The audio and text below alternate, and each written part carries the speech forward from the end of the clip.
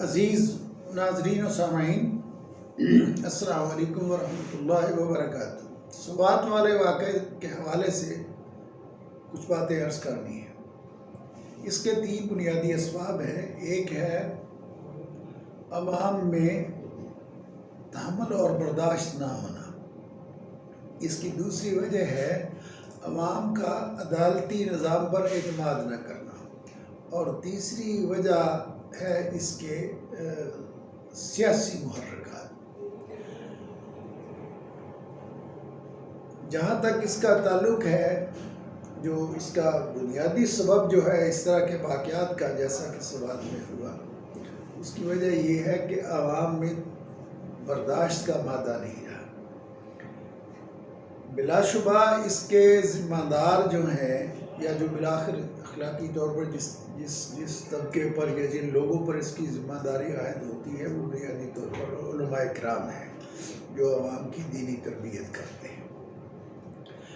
تو اس میں کوئی شک نہیں کہ عوام کا دین سے تعلق جذباتی زیادہ ہے اور شعوری کم ہے، اور یہ رویہ ہمارے علماء کرام ہی کا پیدا کرتا ہے۔ اب جو حالات ہیں، اس میں علماء کرام شعوری طور پر اب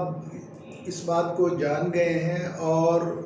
اس کی حمایت نہیں کر رہے ہیں۔ مثلا سرگودا میں پچھلے دنوں اسی طرح کا واقعہ ہوا تھا، تو اس میں علماء کرام نے لوگوں کو سمجھانے کی کوشش کی، پولیس اور انتظامیہ کا ساتھ دیا اور لوگوں کو سمجھانے کی کوشش کی کہ وہ قانون ہاتھ میں نہ لیں، لیکن عوام نے ان کی بات بھی نہیں مانی۔ اسی طریقے سے سوات والے واقعے میں علماء کا کوئی کردار نہیں ہے، لیکن اس میں کوئی شک نہیں کہ چونکہ صدیوں سے عوام کی ایسی تربیت ہوتی چلی آ رہی ہے جس میں لوگ جذباتیت سے کام لیتے ہیں، تو اس کا حل یہی ہے کہ علماء کرام یہ کام کرتے رہیں، لوگوں کو سمجھاتے رہیں۔ جس طرح عرصہ پہلے غلط روش میں ان کی تربیت ہوئی ہے، اب اسی طریقے سے کئی دہائیوں تک علماء کرام قصداً اور عمداً اس کی عوام کی ایسی تربیت کریں کہ ان کو صبر کا مادہ سکھائیں، ان کو جذباتیت سے بچنے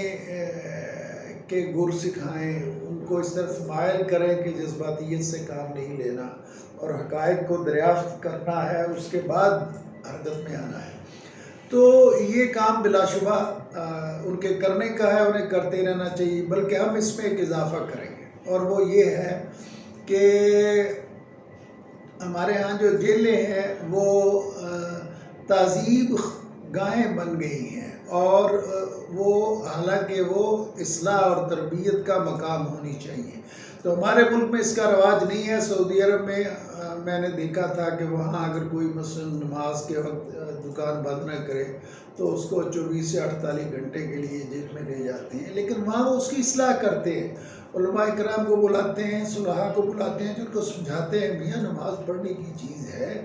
تم نماز کے وقت دکان بند کر دو، کوئی تمہارا بڑا نقصان نہیں ہوگا، اللہ تعالیٰ تمہارے کام میں برکت دیں گے، تو وہ ان کی اصلاح کی کوشش کرتے ہیں۔ ہمارے ملک میں اس کا کوئی تصور نہیں ہے کہ جیلیں جو ہیں ان میں اصلاح کی جائے، اس لیے ہماری ایک بنیادی تجویز یہ ہے کہ اس میں اصلاح کی جو کوشش ہے وہ جیلوں میں ہونی چاہیے۔ دوسری بات یہ ہے کہ اور اس کا اہتمام جیل حکام کو کرنا چاہیے، یہ حکومت کے کرنے کا کام ہے۔ اور دوسری بات یہ ہے کہ ہمارا نظام انصاف جو ہے وہ بہت کمزور ہے، نیم مردہ ہے، تو یہ بھی حکومت کی ذمہ داری ہے کہ وہ نظام انصاف کو مؤثر بنائے، فعال بنائے، تاکہ عوام کو یہ یقین ہو کہ جو مجرم ہے وہ پکڑا جائے گا، اس کو سزا ملے گی۔ اگر ان کا تصور یہ ہو کہ نہ تو یہاں مجرم کو سزا ملتی ہے اور نہ اس کی داروگیر ہوتی ہے، تو ظاہر ہے پھر وہ خود فیصلہ کرنے کی کوشش کرتے ہیں، جیسا کہ کراچی میں کئی دفعہ لوگوں نے چوروں کو پکڑ کر مار دیا اور یہ کیا۔ تو یہ ایک بنیادی بات ہے۔ تیسری بات یہ ہے کہ پچھلی دفعہ بھی سوات میں ایک کوڑے مارنے کا واقعہ ہوا تھا، اور اس پر بہت سارے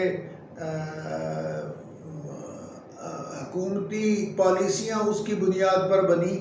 اور بعد میں پتہ چلا کہ وہ واقعہ جھوٹا تھا۔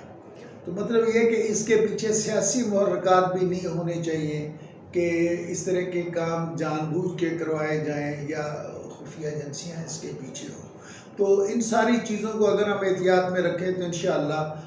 اس طرح کے واقعات سے بچا جا سکتا ہے۔